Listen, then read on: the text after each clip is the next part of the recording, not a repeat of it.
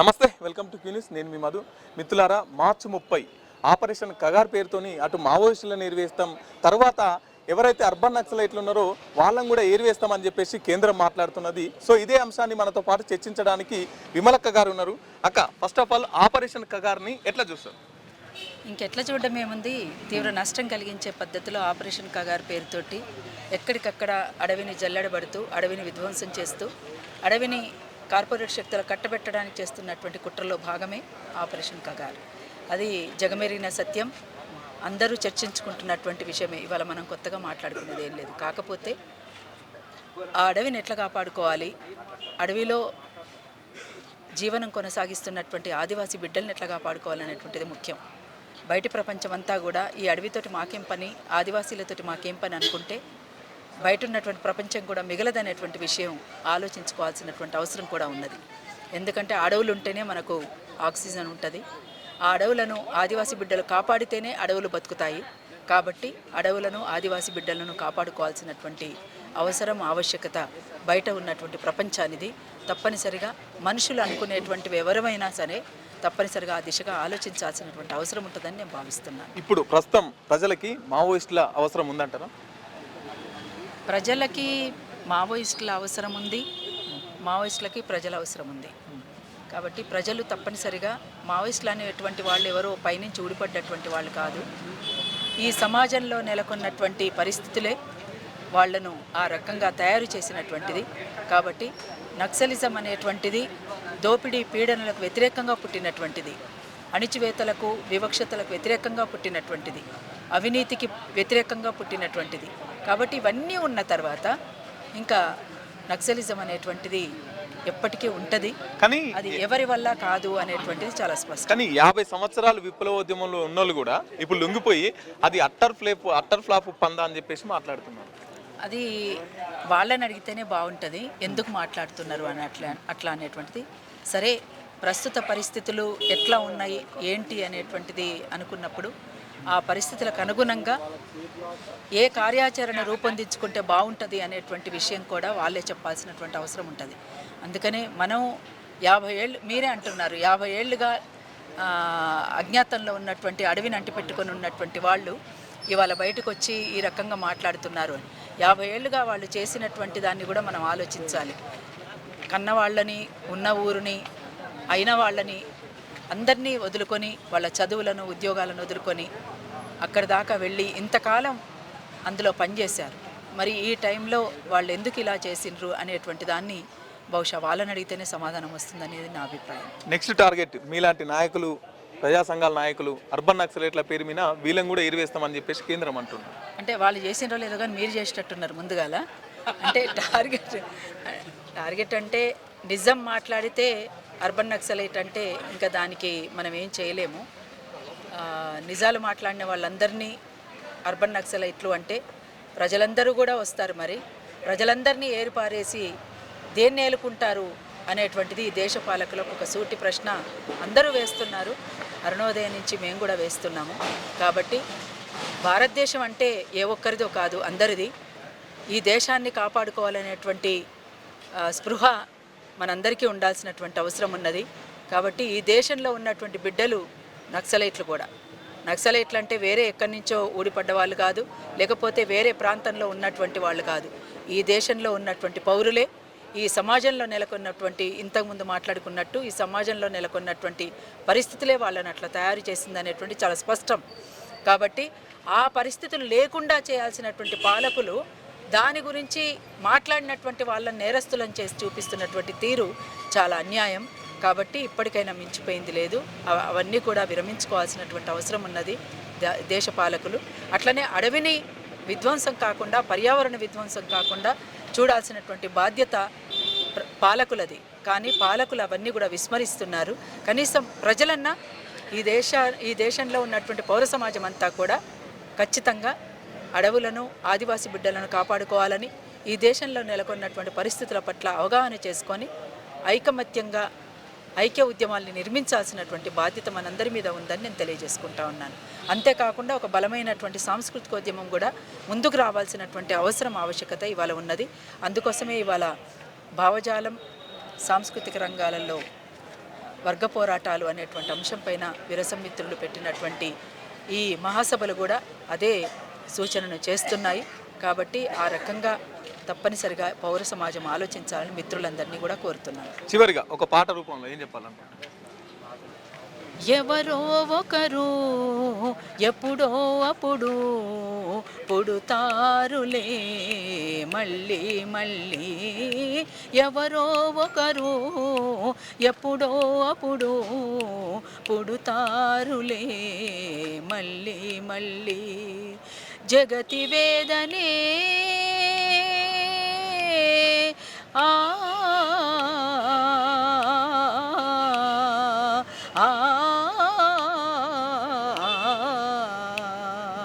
జగతి వేదనే తమ బాధగా లిఖిస్తారు అక్షరాల తారల నల్లి, ధ్వనిస్తారు జనం పాట పల్లవులయ్యి చరిత్ర నిర్మాతలే. ప్రజలంటూ మళ్ళీ ఎవరో ఒకరు ఎప్పుడో అప్పుడు పుడుతారులే మళ్ళీ మళ్ళీ, ఎవరో ఒకరు ఎప్పుడో అప్పుడు పుడుతారులే మళ్ళీ మళ్ళీ, పుడుతారులే మళ్ళీ మళ్ళీ. ఎవరో ఒకరు పుడుతూనే ఉంటారు, ఎవరో ఒకరు పోరాటానికి సిద్ధమవుతూనే ఉంటారు, ఎక్కడో ఒక చోట చరిత్ర లిఖించబడుతూనే ఉంటుంది అనేటువంటిది చరిత్ర చెప్తున్నటువంటి సత్యం. ఇవాళ నేనో మీరో ఎవరో ఒకరు మాట్లాడుతున్నది కాదు, ఇవాళ చరిత్రనే మన కళ్ళ ముందుంది. ఆ రకంగా మనం ఎదురు చూడటమైనటువంటి తెలియజేస్తూ లాల్ సలాం. Thank you. ఓకేనా? నమస్తే, వెల్కమ్ టు క్యూనిస్. నేను మీ మధు. మిత్రులారా, ప్రస్తుతం మనం సుందరే విజ్ఞాన కేంద్రంలో ఉన్నారు. ఇక్కడ విరసం 30 ఏళ్ల సభలు జరుపుకుంటున్నారు. సో ఇదే అంశాన్ని మనతో మాట్లాడడానికి విరసం నేత వరలక్ష్మి గారు ఉన్నారు. మేడం, ఎటువంటి సందర్భాలలో ఎందుకోసమని ఈ సభలు జరుపుతున్నారు? 30వ మహాసభలు ఇవి. విరసం ఏర్పడి 56 సంవత్సరాలు కావస్తుంది. ఇప్పుడు విరసం వ్యవస్థాపకుల్లో ఒకరైన వరవరరావు గారు ఇప్పటికీ నిర్బంధంలో ఉన్నారు. బొంబాయిలో ఆయన కండిషనల్ బెయిల్ మీద బయటికి రాని పరిస్థితుల్లో ఉన్నారు. చాలామంది మీద కుట్ర కేసులు ఉన్నాయి, ఆ కేసులు కూడా నడుస్తున్నాయి. మొత్తంగా సమాజాన్ని అంతా భయపెట్టే విధంగా ప్రభుత్వం పాలన సాగిస్తోంది. వనరుల్ని కబ్జా చేయడం కోసం దండకారణ్య ప్రాంతంలో విపరీతంగా ఒక మారణకాండ జరుగుతుంది. ఆపరేషన్ కగార్ పేరుతో డేట్లు నిర్ణయించి మరీ మేము అందరినీ నిర్మూలిస్తామని చెప్తున్నారు. చాలామందిని చంపేశారు, వందలాది హత్యలు జరుగుతున్నాయి. ఈ స్థితిలో ఈ సభలు జరుగుతున్నాయి. ఈ స్థితిలో జరుగుతున్న ఈ సభలు భావజాల రంగంలో, భావజాల సాంస్కృతిక రంగంలో వర్గ పోరాటం అనే థీమ్ని తీసుకొని మేము దీని మీద చర్చ చేస్తున్నాం. భావజాల సాంస్కృతిక రంగాలు మొత్తంగా పాలక వర్గాలు ఆక్రమించి ఉన్నాయి. వాళ్ళు చెప్పిందే ప్రజలు వినాలి, మేము చెప్పిందే నిజం అంటున్నారు. ఎవరు మాట్లాడినా వాళ్ళ మీద కేసులు పెట్టే పరిస్థితి. కాబట్టి ఏ భావాలనైతే ప్రజల్ని అణిచిపెట్టడానికి పాలక వర్గాలు ప్రచారం చేస్తున్నాయో ఆ భావజాల రంగంలో వర్గ పోరాటాన్ని ఒక కర్తవ్యంగా తీసుకొని విరసం కొనసాగుతుంది. దానిని మళ్ళీ ఒకసారి చెప్పడానికే ఈ మహాసభ. ఇప్పుడు ఆపరేషన్ కగార్ పేరు పెట్టి ఆపరేషన్ కగార్తోని మార్చి 30 వరకల్లా మావోయిస్టులను నిర్మూలిస్తామని చెప్పేసి కేంద్ర ప్రభుత్వం మాట్లాడుతుంది. ఎట్లా చూస్తారు ఈ అంశాన్ని? ఇప్పుడు ఆ విప్లవోద్యమం ఉండడము ప్రభుత్వానికి, ముఖ్యంగా కార్పొరేట్ శక్తులకి చాలా సమస్యగా ఉంది. వాళ్ళు వనరుల దోపిడీని అడ్డుకుంటున్నారు. ఆదివాసులని రాజకీయంగా చైతన్యవంతులను చేసి వాళ్ళు వాళ్ళ భూమి కోసం, జల్ జంగిల్ జమీన్ ఆత్మగౌరవం కోసం వాళ్ళు పోరాడే విధంగా ఒక పెద్ద ప్రతిఘటన పోరాటాన్ని తీసుకొచ్చారు. ప్రత్యామ్నాయ పరిపాలన ఎట్లా ఉంటుంది, ప్రజా పరిపాలన ఎట్లా ఉంటుంది అనే దాన్ని చూపించే ప్రయత్నం చేశారు. అందువల్ల దాన్ని నిర్మూలించాలనే ప్రయత్నం చేస్తున్నారు. ఈ నిర్మూలన ప్రకటనలు కొత్త కాదు. 1970లో దాదాపుగా అయిపోయింది శ్రీకాకుళ ఉద్యమం అంతా. శ్రీకాకుళ ఉద్యమం మొత్తం ఫినిష్ అయిన తర్వాత మళ్ళీ ఒకసారి ఉత్తర తెలంగాణ ప్రాంతంలో, ఆంధ్ర ప్రాంతంలో మళ్ళీ ఉద్యమాలు వచ్చాయి. ఇది సెట్ బ్యాక్ అయిన తర్వాత 90లు 2000 తర్వాత సెట్ బ్యాక్ అయిన తర్వాత దండకారణ్య ప్రాంతంలో విప్లవోద్యమం అంతకన్నా ఎక్కువ విస్తారంగా వచ్చింది. ఎందుకంటే that is the necessity of the society. సమాజానికి అవసరం కాబట్టి. విప్లవం ఒక ఆదర్శం కాదు, చాలామందికి అవసరం కాబట్టి ప్రజలు ఫీల్ అవుతున్నారు కాబట్టి. అవసరం ఏదో, ఆ పోరాటం ఏదో ప్రజాస్వామ్యంలో లీగల్గా ఫైట్ చేయండి, రాజ్యాంగ ప్రకారం ఫైట్ చేయండి అని చెప్పేసి చెప్తున్నాం. మేము లీగల్గానే ఫైట్ చేస్తున్నాం కదా. మేము విప్లవ రచయితల సంఘంగా మేము ఏ రోజు ఆయుధాలు పట్టలేదు. మేము ఏ రోజు ఏ ప్రభుత్వ అధికారిని భౌతికంగా దాడులు చేయడం కానీ అట్లాంటిది ఏమీ చేయలేదు. సోకాల్డ్ ఇల్లీగల్ యాక్టివిటీస్ ఏం చేయలేదు. కానీ మమ్మల్ని మాట్లాడించడం లేదు. ఎందుకని? మేము మాట్లాడితే కేసులు ఎందుకు పెడుతున్నారు? చాలామంది ఈరోజు మొన్న 14 ఏళ్ల అశ్వమిత్ అనే అబ్బాయి మీద ఎఫ్ఐఆర్ రిజిస్టర్ చేశారు. అంటే మన డెమోక్రసీ మనకి ఎంత చోటు ఇస్తుంది మాట్లాడడానికి. ఒక ధర్నా చేయాలంటే పోలీసులు పర్మిషన్ లేదంటారు, ఒక మీటింగ్ పెట్టుకోవాలంటే పర్మిషన్ లేదంటారు. పోస్టర్లు అందించినందుకు క్రాంతి చైతన్య అని పౌర హక్కుల సంఘం నాయకుడి మీద కేసులు పెట్టారు. మీరు దేశాన్ని అవమానించారు అని, దేశాన్ని సర్వనాశనం చేస్తున్నారు అని చెప్పడానికి ఒక కార్టూన్ వాళ్ళు చూపిస్తూ పోస్టర్ వేశారు. దాన్ని దేశాన్ని అవమానించడంగా చిత్రీకరిస్తూ వాళ్ళ మీద కేసులు పెట్టారు. డెమోక్రసీలో స్పేస్ మీరు డెమోక్రటిక్గా మీరు ఫైట్ చేయండి, పోరాటం చేయండి అని అంటున్నారు కదా. డెమోక్రటిక్గా మాట్లాడే వాళ్ళ మీద, పోరాటం చేస్తున్న వాళ్ళ మీద అవకాశం ఎందుకు ఇవ్వడం లేదు? అప్పుడు ఇది ప్రజాస్వామ్యం ఎట్లా అవుతుంది? అంటే మీరు ప్రజా సంఘాల పేరు చెప్పుకొని మావోయిస్టులకు సానుభూతిగా పనిచేయడం, మీ విప్లవాలతోని, మీ పాటలతోని, మీ రచయితలతోని వాళ్ళకు మావోయిస్టుకు అనుబంధం, వాళ్ళ పోరాటంలో చేరు అనే దిశగా రాస్తున్నారని చెప్పేసి మిమ్మల్ని అర్బన్ నక్సలైట్లుగా నెక్స్ట్ ఇప్పుడు మావోయిస్టులు అయిపోయిన తర్వాత మీరే అర్బన్ నక్సలైట్లు ఎవరైతే ఉన్నారో వాళ్ళందరినీ ఏరివేస్తామని చెప్పేసి కేంద్ర ప్రభుత్వం మాట్లాడుతుంది. ఏమంటారు దీంట్లో? ఇప్పటికే మొదలుపెట్టారు. ఏదైనా భావాలు లేకపోతే, భావజాల చర్చ భావ సంఘర్షణ లేకపోతే సమాజం చచ్చిపోతుంది. కాబట్టి ఎప్పుడూ అన్ని రకాల భావాల సంఘర్షణ సమాజంలో జరగాలి. మేము విప్లవం గురించి మాట్లాడతాం, మాట్లాడే హక్కు మాకుంది. ఏ విషయాన్నైనా, ఏ సిద్ధాంతాన్నైనా మాట్లాడే హక్కు ప్రజలు పౌర హక్కులలో భాగంగా సాధించుకున్నారు. రాజ్యాంగాన్ని సాధించుకున్నప్పుడే, రాజ్యాంగంలో ప్రజలు తమకు తాము దఖలుపరుచుకున్న హక్కులు భావ ప్రకటన స్వేచ్ఛ. ఒక విషయం గురించి మాట్లాడడమే నేరమైన సందర్భంలో ప్రభుత్వాలు చేసే ఆరోపణ మావోయిస్టులకు సహకరిస్తున్నారు అనేసి. మావోయిస్టులకు సహకరిస్తున్నారని పెట్టిన కేసులు ఏ ఒక్కటి ఇప్పటివరకు నిరూపణ కాలేదు. సాయిబాబా మీద కేసు పెట్టి 10 ఏళ్ళు నడిపారు. చివరికి కోర్టు కొట్టేసింది. కానీ జరిగింది ఏంటంటే, ఆయన బయటకు వచ్చిన తర్వాత ఆయన చనిపోయాడు. అంటే మీ ఉద్దేశము అక్కడ అర్థమవుతుంది. అంటే ఆ పేరు చెప్పి, ఈ మాట చెప్పి ఎవరిని మోయించాలనుకుంటున్నారు, ఎవరి నోర్లు మోయించాలనుకుంటున్నారు. ఆపరేషన్ కగార్ రాజ్యాంగ వ్యతిరేకంగా జరుగుతుందని మేము చెప్తున్నాం. విప్లవకారులు వాళ్ళ ప్రాణాలకు తెగించి వ్యక్తిగత జీవితాన్ని, వ్యక్తిగత స్వార్థాన్ని పక్కన పెట్టి ప్రజల కోసం పోరాటం చేస్తున్నామని మేము చెప్తున్నాం. ఈ మాట చెప్తే మేము మావోయిస్టులకు మద్దతు ఇచ్చినట్టు, మేము మావోయిస్టుల వైపుకి ఎవరినో పంపిస్తున్నట్టు ఇట్లా చిత్రీకరిస్తున్నారు. కానీ వాస్తవం ఇది కదా. ఇది వాస్తవం కాకపోతే మీరు చెప్పండి వాస్తవం ఏంటో. మీరు స్వయంగా వెళ్ళి తెలుసుకోవచ్చు కదా.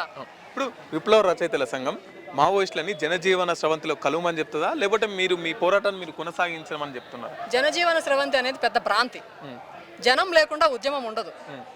ఎక్కడ జనం ఉంటారో ఈ జనాన్ని ఆర్గనైజ్ చేసి జనం కొట్లాడుతుంటేనే ఏ విప్లవ పార్టీ అయినా మనుగడలో ఉంటుంది. కాబట్టి జనజీవన స్రవంతి అనే భ్రాంతిని వీళ్ళు క్రియేట్ చేసి, మీరు రండి జనజీవన స్రవంతిలోకి అంటే మీరు పోరాటాన్ని విరమించండి అని చెప్పడం. జనజీవన స్రవంతిలోకి రండి అంటే జనం లేకుంటే పోరాటాలు ఉండవు. ఆదివాసీలు జనం కాదా? వాళ్ళు ప్రజలు కాదా? ఆ ప్రజల్లో ఉండేవాళ్ళు మనుషులు కాదా? విప్లవకారులు కాదా? కాబట్టి దీన్ని పాపులరైజ్ చేసి, జనజీవన స్రవంతి అనే దాన్ని పాపులరైజ్ చేసి మీరు రండి జనజీవన స్రవంతిలోకి అని మాట్లాడుతున్నారు. కానీ జనజీవన స్రవంతిలో ఉన్న వాళ్ళని ఏం చేస్తున్నారని మేము మాట్లాడుతున్నాం. జనంలోనే ఉంటూ, జనంలోనే మాట్లాడుతూ, జనం కోసం ప్రచారం చేసే వాళ్ళని ఏం చేస్తున్నారు? ఎంత డెమోక్రటిక్ స్పేస్ ఇస్తున్నారు? కానీ నిషేధం ఉంది కాబట్టి వాళ్ళు అజ్ఞాతంలో ఉండవలసి వస్తుంది. కానీ ఏ రాజకీయ పార్టీ మీద నిషేధం ఉండకూడదు. ఆయుధాలు పట్టుకున్న వాళ్ళందరినీ మీరు నిషేధిస్తారా? అప్పుడు మొట్టమొదట నిషేధించాల్సింది ఆర్ఎస్ఎస్ని కదా. బజరంగ దళ్ లాంటి సంస్థలు, ఆర్ఎస్ఎస్ లాంటి సంస్థలు బహిరంగంగా ఆయుధాలని ప్రదర్శిస్తూ అనేక చోట్ల వాళ్ళు దాడులు చేస్తున్నారు, మనుషుల్ని కొడుతున్నారు, చంపుతున్నారు. ఆ సంస్థల్ని నిషేధించవచ్చు కదా. వీళ్ళు రాజకీయాలను నిషేధిస్తున్నారు, భావాలను నిషేధిస్తున్నారు. ఆ నిషేధాన్ని సమర్థించుకోవడం కోసం రకరకాల మిత్ క్రియేట్ చేస్తున్నారు, రకరకాల భావజాల గందరగోళాన్ని క్రియేట్ చేస్తున్నారు. ఆ గందరగోళాన్ని క్రియేట్ చేయడంలోనే అట్లాంటి పదజాలంలో భాగంగా వచ్చింది జనజీవన స్రవంతి అనేది. సరే, 50 సంవత్సరాలు కూడా పోరాటం చేసిన వాళ్ళు లొంగిపోయిన తర్వాత ఇప్పుడు జనజీవన స్రవంతిలోకి వచ్చి ఆ పందా ఏదైతుందో మావోయిస్టు పందా అనేది అటర్ ఫ్లాప్ పందా, విప్లవం రాదు పోదు, అనవసరంగా పేద ప్రజలు చచ్చిపోతున్నారు అని చెప్పేసి లొంగిపోయిన 50 సంవత్సరాలు ఉన్న నాయకులు కూడా మాట్లాడుతున్నారు కదా. మాట్లాడొచ్చు, అది వాళ్ళ ఒపీనియన్, వాళ్ళ ఉద్దేశం అది కావచ్చు. కానీ పోరాటం చేసే వాళ్ళు పోరాడుతున్నారు కదా. చాలా మంది అట్లా బయటకు వచ్చిన వాళ్ళు వాళ్ళ వాళ్ళ పద్ధతిలో వాళ్ళు పోరాటం చేస్తున్న వాళ్ళు వాళ్ళ పద్ధతిలో జీవిస్తున్న వాళ్ళు ఉన్నారు. కాబట్టి లొంగిపోయే వాళ్ళు లేదా ఏ రాజకీయాలు కరెక్ట్ అని భావించి వాళ్ళు బయటకు వస్తున్నారో ఆ రాజకీయాల్లో పాల్గొనడము లేదా ఆ రాజకీయాలు ప్రచారం చేసుకోవడం, వాళ్ళు ఇంకో పార్టీ పెడతారో అది వాళ్ళ ఇష్టం. దాని గురించి మనం కామెంట్ చేస్తాం. కానీ వాళ్ళ సిద్ధాంతమే మొత్తం టోటల్ రాంగు, అది పనికొచ్చేది కాదు, ప్రజలకు ఉపయోగపడేది కాదు, అక్కడ నుండి ఏం చేయలేము అని చెప్పేసి చెప్తున్నారు. ఏ సిద్ధాంతమైనా తప్పో కరెక్ట్ ఎవరు తెలుస్తారు అని, ఎవరు తెలుస్తారు తప్పో కరెక్ట్ అని. ఇప్పుడు ఒక 50 మనకి ఒక 100 ఏళ్ల కమ్యూనిస్ట్ ఉద్యమ చరిత్ర ఉంది. 100 ఏళ్ల కమ్యూనిస్ట్ ఉద్యమాలు ఉన్నాయి. ఈ ఉద్యమాలన్నీ కూడా సమాజంలో మార్పు తీసుకురావడానికి ప్రయత్నిస్తున్నాయి. అల్టిమేట్గా ఒక సోషలిస్ట్ సమాజాన్ని ఏర్పాటు చేయాలని లక్ష్యం అందరికీ ఉంది. కానీ అల్టిమేట్ సోషలిస్ట్ సమాజం ఏర్పాటు చేయడం అనేది ఒక రోజులో 2 రోజులు అయ్యే పని కాదు. క్రమక్రమంగా సమాజంలో మార్పు తీసుకురావడం అనే లక్ష్యంతో చాలా ఉద్యమాలు పనిచేస్తుంటాయి. ఒక రోజులో 2 రోజుల్లో విజయవంతమవుతున్నాయా వైఫల్యం చెందుతున్నాయా అని డిక్లేర్ చేయడం అనేది సరైనది కాదు. కొన్ని వందల సంవత్సరాల పాటు ఫ్యూడల్ సమాజం మనుగడలో ఉండింది. కొన్ని వందల సంవత్సరాల తర్వాత ఫ్యూడల్ సమాజాలు పోయినాయి, పెట్టుబడిదారి సమాజం వచ్చింది. ఇది కూడా కొన్ని వందల సంవత్సరాలు ఉండొచ్చు. పెట్టుబడిదారి సమాజంలో సంక్షోభం వచ్చినప్పుడు ఇది కూడా పోయి ఇంకో సమాజం ఏర్పడవచ్చు. దీనికి టైం పడుతుంది. మార్పు అనేది క్రమంగా జరుగుతుంది. మార్పు అనేది డ్రామాటిక్గా రాత్రికి రాత్రి వచ్చేది కాదు. 10 సంవత్సరాల్లో వస్తుందా 20 సంవత్సరాల్లో వస్తుందా అంటే అది ఎవరు చెప్పలేరు. సిద్ధాంతం కరెక్టా కాదా అనేది ప్రాక్టీస్లో భాగంగా తేలాలి. ఇప్పుడు ఆ సిద్ధాంతం తప్పు, మా సిద్ధాంతమే సరైంది అని చెప్పేవాళ్ళు వాళ్ళ సిద్ధాంతాన్ని ప్రాక్టీస్లో పెట్టి అది కరెక్టు అని ప్రూవ్ చేసుకోవాలి. ప్రజల్లో ప్రాక్టీస్లోకి వస్తేనే ఏదైనా ఎంతవరకు విజయం సాధిస్తుంది అనేది తేలుతుంది. అల్టిమేట్ విజయం కాకపోయినా తాత్కాలిక విజయాలు ప్రజా పోరాటాలు సాధిస్తూనే ఉంటాయి. ప్రజలు పోరాడుతున్నారు కాబట్టి కొన్ని హక్కుల్ని సాధించుకోగలరు. ప్రస్తుతం ప్రజలకి మావోయిస్టు పార్టీతోని అవసరం ఉందా? ప్రజలకి అవసరం ఉంది కాబట్టే వాళ్ళు ఉన్నారు. ఎక్కడ అవసరం ఉందో ఆ ప్రజల మధ్యనే ఉన్నారు. అందుకనే వందలాది మంది ఆదివాసీలను చంపుతున్నారు. సల్వాజూడెం పేరుతో చంపుతున్నారు. తర్వాత రకరకాల పేర్లతో ఆదివాసుల మధ్యనే ఒక డివిజన్ క్రియేట్ చేసి వాళ్ళని ఒకళ్ళ మీద ఒకళ్ళు ఉసిగొల్పి చంపే ప్రయత్నము, ప్రైవేట్ ఆర్మీస్ తీసుకొని చంపే ప్రయత్నం చేస్తున్నారు. అయినప్పటికీ వాళ్ళు నిలబడి ఉన్నారంటే అర్థం వాళ్ళ అవసరం కాబట్టి వాళ్ళు దాన్ని కాపాడుకుంటున్నారు. ఓకే, మావోయిస్టులకు లేదంటే మీలాంటి సంఘాల వాళ్ళకి ఐఏఎస్ తీవ్రవాదులతో పాకిస్తాన్ వాళ్ళతో సంబంధాలు ఉన్నాయంట అని మీరు నమ్ముతున్నారా? అంటే సెంట్రల్ గవర్నమెంట్ వాళ్ళు చెప్తున్నటువంటి విషయం అబద్ధాల గురించి ఏం చెప్తే అంటే దాని వివరణ ఏముంటుంది అనేసి నేను చెప్పాను కదా. ఇప్పటి వరకు 1970 నుంచి చాలా కుట్ర కేసులు పెట్టుకుంటూ వచ్చినారు. ఏ ఒక్కటి నిరూపణ కాలేదు కదా. రీసెంట్గా నేను సాయిబాబా ఎగ్జాంపుల్ కూడా చెప్పాను. మీ ఉందా మేడం ఉప కేసు ఉందా? ఉంది, ఉప కేసు ఉందా? సో మీరు కూడా అర్బన్ నక్సలైట్ కాదు రాజ్యం దృష్టిలో. అర్బన్ నక్సలైట్ రాజ్యం దృష్టిలో రాజ్యాన్ని వ్యతిరేకించే వాళ్ళందరూ urban Naxalite. So next target మీరేనంట కదా, అర్బన్ నక్సలైట్లేనంట కదా అని స్టేట్ చెప్తుందా? సెంట్రల్ చెప్తుంది. మమ్మల్ని కాదు మీరు అడగాల్సింది, మీరు ప్రభుత్వాన్ని అడగాలి. ఇట్లా ఈ పేరు చెప్పి రోజు జనం మధ్యలో ఉండే వాళ్ళని, మాట్లాడుతున్న వాళ్ళని, రచనలు చేస్తున్న వాళ్ళని, ఆలోచిస్తున్న వాళ్ళని ఇట్లా ఫ్రేమ్ చేసి కేసులలో ఇరికించడం, నిర్బంధించడం కరెక్టా అని ప్రజాస్వామిక వ్యవస్థలో మీడియా మాట్లాడాలి. మీరు మా ముందు మైకులు పెట్టి మమ్మల్ని మాట్లాడించడం కాదు. మీరు ప్రభుత్వాన్ని అడగండి ఇది కరెక్టా కాదా అనేసి. ఓకే, థ్యాంక్ యూ అండి. నమస్తే, వెల్కమ్ టు క్యూనిస్. నేను మీ మధు. మిత్రులారా, ఆపరేషన్ కగార్ మార్చి 30 నాటికి మావోయిస్టులందరినీ నిర్మూలిస్తామని చెప్పేసి ఆపరేషన్ కగార్ పేరు పెట్టుకొని కేంద్ర ప్రభుత్వం మావోయిస్టులని ఏరివేసే దిశగా వాళ్ళు నడుస్తున్నారు. సో ఇదే అంశాన్ని మనతో పాటు చర్చించడానికి ప్రొఫెసర్ అరగోపాల్ సార్ ఉన్నారు. సార్, ఈ ఆపరేషన్ కగార్ని ఎట్లా చూస్తారు? ఆపరేషన్ కగార్ చూడడం ఎంత సులువు. ఈ ప్రజా ఉద్యమాలు ప్రారంభమైనప్పటి నుంచి ముఖ్యంగా మీరు ఆదివాసీ పోరాటాలను చూస్తే ఈ ఆదివాసీ పోరాటాలు ఎప్పుడు ప్రారంభమైంది కాదు కదా. అలాగే ఆపరేషన్ కగార్ కూడా ఎప్పుడు ప్రారంభమైంది కాదు. బిర్సా ముండా దగ్గర నుంచి ఆదివాసీ పోరాటాలను అయి ఆపరేషన్ కగార్ ఉంది. అలాగే బిర్సా ముండాను కూడా చాలా చిన్న వయసులో 23 సంవత్సరాల వయసులో ఆయన వెతికి ఆయన ఉద్యమంలో ఉన్న వాళ్ళే కొంత ఆయన ఆచూకీ చెప్పడం వలన, అంటే దీన్ని సబ్వర్సివ్ పాలిటిక్స్ అంటే కింది నుంచి లోపల నుంచే ఒక రకమైన విభజన రావడం ఏదైతుందో అప్పుడు చేశారు, ఇప్పుడు చేస్తున్నారు. ఆ విధంగా తర్వాత మనకు నిరంతరంగా ఆదివాసీ పోరాటాలు జరిగాయి. ఈ పోరాటాల ఫలితంగా భారత రాజ్యాంగంలో వాళ్ళకు ప్రత్యేకమైన హక్కులు వచ్చాయి. వాళ్ళ అనుమతి లేకుండా అడవిలోకి ప్రవేశించడానికి వీల్లేదనేటువంటిది భారత రాజ్యాంగం వాళ్ళకు వాగ్దానం చేసింది.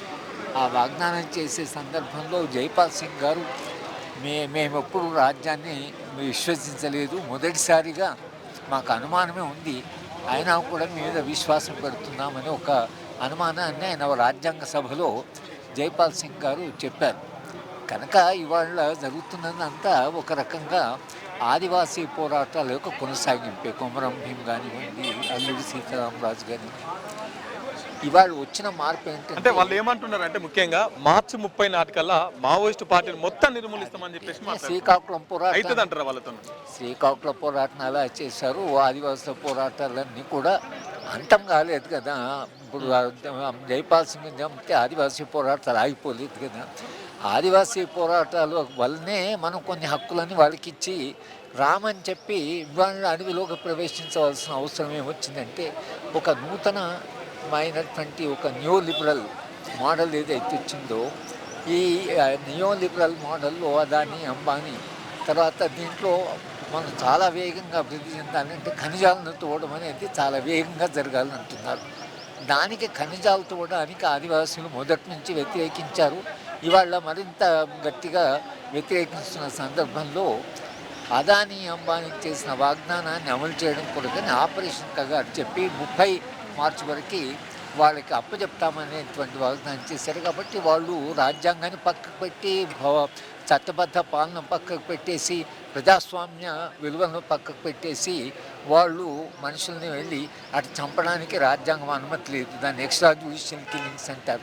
అయినా కూడా రాజ్యం ఒకసారి దీంతో పాటు ఇవాళ జరిగిందంటే టెక్నాలజీలో కూడా చాలా మార్పు రావడం వలన, ఇజ్రాయిలీ టెక్నాలజీ రావడం వలన చాలా సులభంగా పోరాడుతున్న నాయకత్వాన్ని పట్టుకోవడం చాలా సులభమైంది. కాబట్టి చాలా పెద్ద నష్టం జరిగింది.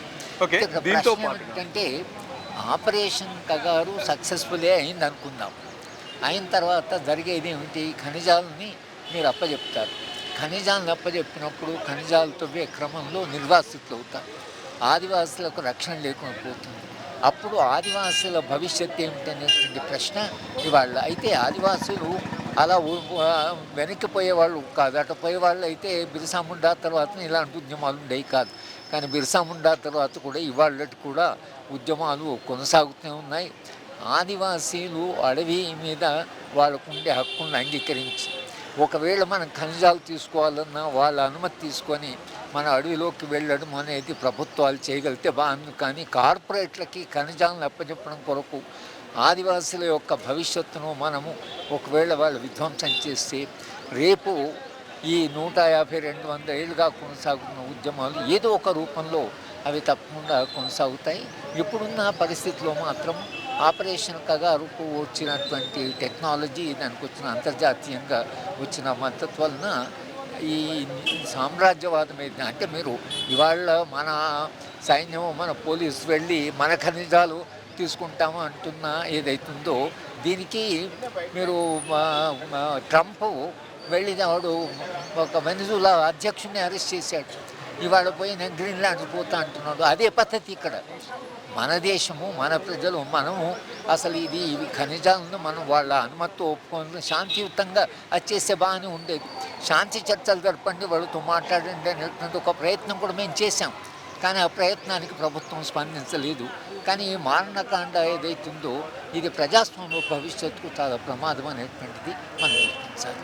ఇప్పుడు మీలాంటి వాళ్ళు మాట్లాడుతున్నా కూడా మిమ్మల్ని కూడా ఏరివేస్తాం, అర్బన్ నక్సలైట్లు కూడా ఎక్కువ అయ్యారు, అర్బన్ నక్సలైట్లు వాళ్ళకి సపోర్ట్ చేస్తున్నారని చెప్పేసి. అర్బన్ నక్సల్ అంటే ఎవరు? అర్బన్ నక్సల్ అంటే దాని నిర్వచనం ఏమిటి? రాహుల్ గాంధీని అర్బన్ నక్సల్ అంటే రాహుల్ గాంధీని ఎలిమినేట్ చేస్తారా? మొత్తం కాంగ్రెస్ పార్టీ నక్సల్స్ అంటారు. అంటే మీకు అపోజిషన్ పార్టీస్ అన్ని నక్సల్సేనా? అంటే దేశం నుండి అర్బన్ నక్సల్సే ఉన్నారా? భారతీయ జనతా పార్టీ విమర్శించి మాత్రం నక్సల్స్ అయిపోతారా? నక్సల్స్ అంటే త్యాగాలు చేసి ప్రాణాలు ఇచ్చేవాడు నక్సల్. ఇక్కడ అర్బన్ ఏరియాలో మాట్లాడితే నువ్వు నక్సల్ అంటే వాళ్ళని విమర్శిస్తే నక్సల్ అయిపోతారు. అమిత్ షాను ఒక మాట అన్నాడని మా ఇన్నయ్యని తీసుకెళ్ళి జైల్లో పెట్టారంటే అమిత్ షా అంటే అది దైవ దూషణ. అధికారం ఉన్నప్పుడు తప్పకుండా ప్రజలు విమర్శిస్తుంటారు. విమర్శను వాళ్ళు సౌహృదయంగా స్వీకరించి అసలు ప్రజలు మన ఎందుకు విమర్శిస్తున్నారు, కానీ విమర్శించిన వాడిని కూడా తీసుకెళ్ళి మేము అంటే ఇది ఎంతకాలం నడుస్తుంది? ఇందిరాగాంధీ కూడా ఈ పని చేసింది. ఇందిరాగాంధీ ఈ పని చేసిన తర్వాత ఆమె ఇంకా పరిస్థితి ఏమైంది 1977లో మొన్నటి ఎన్నికల్లో కూడా భారతీయ జనతా పార్టీ మెజార్టీ గెలలేదు కదా, వాళ్ళిద్దరూ అలయన్స్ పెట్టుకొని నడుస్తున్నారు కదా. కనుక ఇది దేశాన్ని శాంతియుతంగా సహజీవనంతో ఒకవేళ అభివృద్ధి కావాలన్నా అభివృద్ధి ప్రజలందరికీ భాగస్వామ్యం ఉంది, దాంట్లో ఆదివాసుల భాగస్వామ్యంతో ఒక మానవీయమైనటువంటి ప్రజాస్వామ్యమైనటువంటి ఒక సమాజ నిర్మాణం వైపు సమాజాలు పోవాలి. కానీ ఇంత అసమాధానం పెరిగి విపరీతంగా డబ్బులు సంపద ఉండి దేశంలో ఇప్పటికీ 80% మందికి మనం ఆహారాన్ని ఇస్తున్నాం. పబ్లిక్ డిస్ట్రిబ్యూషన్ సిస్టమ్ అంటే ఏమిటి? ఇది ఇవ్వకపోతే వాళ్ళకి జీవితం గడవదు అంటే ఏంటి? 80% మందికి ఒకవేళ మనం వాళ్ళ పబ్లిక్ డిస్ట్రిబ్యూషన్ సిస్టమ్ ఇస్తాం అంటే వాళ్ళందరూ ఇప్పటి కూడా ఆహారాన్ని కొనే పరిస్థితిలో లేరనే కదా. ఇవన్నీ ఈ సమస్యలన్నీ ఉండగా అక్కడ ఆదివాసుల యొక్క ఖనిజాలు అని ఏదైతే అంటున్నారో ఇది వాళ్ళ గురించి మాట్లాడుతూ మాత్రము దేశం నిండా అర్బన్ నక్సల్ అంటే దేశం నిండా అర్బన్ నక్సల్స్ అయితే మీరు దేశవ్యాప్తంగా ఆపరేషన్ కగారు చేస్తారా? ఇది సాధ్యమా కాదా అని ఆలోచించకుండా కేవలము తాము ఒక అభివృద్ధి నమూనా నమ్ముకొని వెళ్తున్నారు.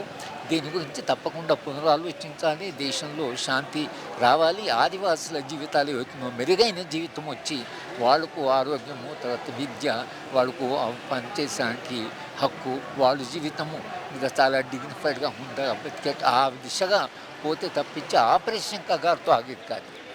మీ అభివృద్ధి నమూనాలో ప్రజల నుండి ఆదివాసుల యొక్క వాళ్ళ అనుమతితో ఆదివాసుల యొక్క భాగస్వామ్యంతో మీరు అభివృద్ధి సాధిస్తే అప్పుడు దేశము మరింత మెరుగైన దేశంగా మారుతుంది. Okay, thank you sir. Right, నమస్తే, వెల్కమ్ టు క్యూ న్యూస్. నేను మీ మధు. మిత్రులారా, ఆపరేషన్ కగారు పేరుతోని అటు నక్సలైట్లను ఏరివేస్తున్నారు. తర్వాత నక్సలైట్లకు మావోయిస్టులకు సపోర్ట్గా ఎవరు మాట్లాడితే వాళ్ళు అర్బన్ నక్సలైట్లుగా గుర్తించి వాళ్ళని కూడా ఏరివేస్తామని చెప్పేసి కేంద్రం మాట్లాడుతున్నది. సో ఇదే అంశాన్ని మనతో చర్చించడానికి పౌర హక్కుల సంఘం నారాయణ గారు ఉన్నారు. సార్ చెప్పండి, అర్బన్ నక్సలైట్లను ప్రభుత్వం ఏరివేస్తా అంటుంది, ఎట్లా చూస్తారు ఈ అంశాన్ని? నక్సలైట్ అంటే నక్సల్బరీ లోపల ఒక తిరుగుబాటు చేసి తన భూమి మీద హక్కు కోసం పోరాటం చేసిన వాడు నక్సలైట్గా ఒక లైట్గా వచ్చిందని నక్సలైటిజం వచ్చింది. అయితే ఇప్పుడు ఏదైతే నక్సలైట్గా అని చెప్పి మాట్లాడుతున్నారో వాళ్ళు మొన్నటి వరకు సింగరేణి ప్రాంతంలో ఉండే, మన ఉత్తర తెలంగాణ ఉండే, దక్షిణ తెలంగాణ ఉండే, నల్లమలలో ఉండే, హైదరాబాద్లో ఉండే, ఐడిపిఎల్ కార్మిక రంగంలో ఉండే అందరూ పనిచేసారు. వాళ్ళకు సిద్ధాంతంగా పనిచేసారు.